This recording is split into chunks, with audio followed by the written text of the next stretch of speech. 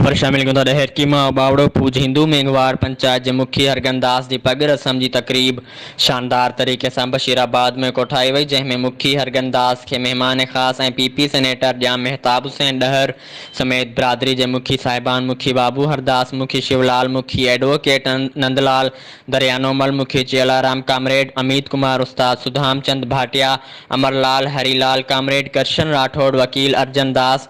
उस्ताद Sachchanand Daulat Ram doctor हाकिम राम ऐं sero Ram जन पंहिंजी शुभ हथन खां पग बधराई ऐं हल्फ़े बिरादरी तकरीब थी, जंहिंमें उस्ताद हाकिम राम लोहा चूंडिजी आयल पैनल खे हल्फ़ खणायो, जंहिंमें मुखी हरगनदास परिहार नायब मुखी Sheetal Das general secretary Sadam Chand joint secretary Sainoram खजानची Kanoram press secretary Dwarka Das information secretary Bhagwan Das हल्फ़ खयो, जंहिं मुखियुनि तकरीर में ॻाल्हाईंदे चयो त पंहिंजी बिरादरी खे यकीन दहानी कराए त जेके बि बिरादरी जा मसइला मसाइल हूंदा बिरादरी में वेही करे हल कबा ऐं असां पंहिंजी बिरादरी जे हर हिकु फ़र्द सां दुख सुख में साणनि गॾु आहियूं, हर मुमकिन मदद